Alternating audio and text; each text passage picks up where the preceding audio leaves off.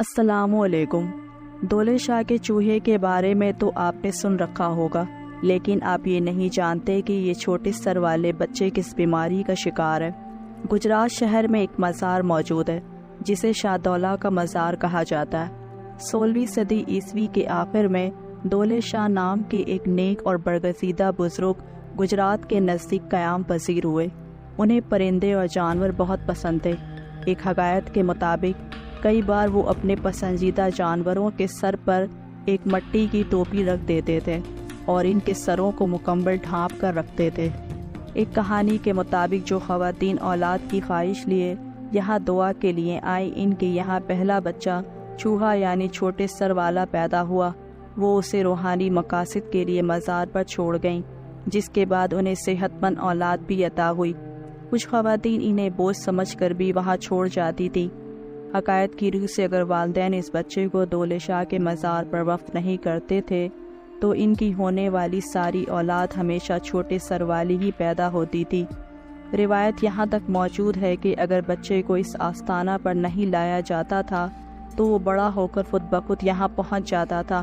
ایک اور روایت یہ ہے کہ بچوں کے سروں کو جان بوجھ کر چھوٹا بنایا جاتا ہے تاکہ وہ دولے شاہ کے چوہے بن سکیں۔ اس مقاصد کے لیے پیدائش کے وقت سے ہی ان کے سر پر لوہے کا کھول چڑھا دیا جاتا ہے۔ اس طرح کی اور بھی کہانیاں بیان کی جاتی ہیں، لیکن ان کی حقیقت کے بارے میں یقین سے کچھ نہیں کہا جا سکتا۔ 19ویں صدی کے وسط میں یورپی ڈاکٹروں کی ایک ٹیم گجرات آئی۔ اس نے ان بچوں پر باقاعدہ تحقیق کی اور لوگوں کو بتایا کہ ان کے سر کا چھوٹا سائز کسی روحانی یا مافوق الفطرت کی وجہ سے نہیں، بلکہ یہ ایک طبعی حالت ہے۔ اسے مائکروسیفلی کہا جاتا ہے۔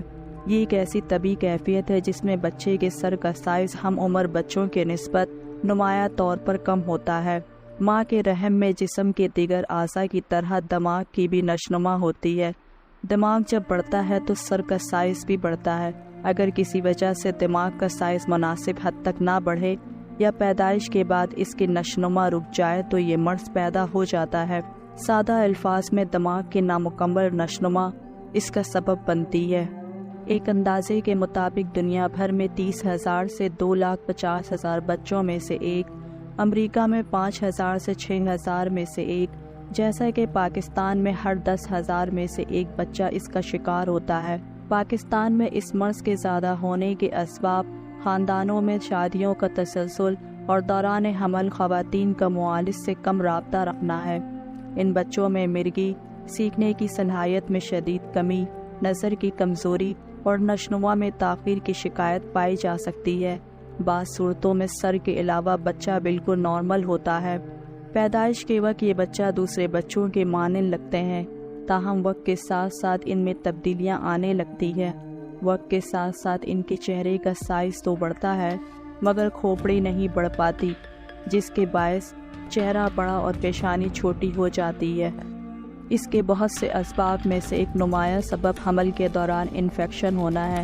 اس مرض کا تعلق روبیلا یعنی جرمن خسرہ، چکن پاکس اور سائٹومیگالو وائرس کے ساتھ بھی ہو سکتا ہے۔ اس کی ایک وجہ نشوونما کے دوران دماغ کو مناسب مقدار میں خون کا نہ پہنچنا بھی ہو سکتی ہے۔ شدید قسم کی غذائی کمی بھی اس کا سبب بن سکتی ہے۔ دوران حمل زہریلے کیمیائی مواد کے ساتھ ربط، منشیات کا زیادہ استعمال، دوران حمل ایسی چوٹ جس سے جنس کے دماغ کو متاثر کیا ہو اور زیکا وائرس بھی اس کا سبب بن سکتے ہیں۔ یہ ذہنی معذور افراد زیادہ تر شاہ دولہ کے مزار پر رہائش پذیر ہوتے ہیں، تاہم کچھ عاقبت نااندیش ان معذور بچوں کو بھیک مانگنے کے دھندے پر لگا دیتے ہیں اور کئی کیسز میں صحت مند پیدا ہونے والے بچے کو جان بوجھ کر شاہ دولہ کے چوہے کی طرح معذور بنا دیا جاتا ہے تاکہ ان سے بھیک منگوائی جا سکے۔ سن 1969 میں محکمہ اوقاف نے اس دربار کو اپنی تحویل میں لے لیا اور چوہے بنانے کے کام کو قانونی طور پر بند کر دیا۔ اس کے باوجود یہ عمل آج بھی جاری ہے۔ آپ کو ہر شہر اور ہر گاؤں میں سب چولا پہنے، سخت گرمی اور شدید سردی میں ننگے پاؤں اس طرح کے متعدد بچے نظر آئیں گے جو بھیک مانگ رہے ہوں گے۔ اگر ان معصوم بچوں کی نظر سے دیکھا جائے تو شاہ دولہ کے چوہے وہ نہیں بلکہ ہم ہیں۔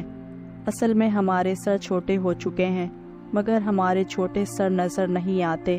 یہ صرف محسوس کیے جا سکتے ہیں، اور یہ معذور بچے شاید ہمارے چھوٹے سر دیکھ کر ہر وقت ہنستے رہتے ہیں۔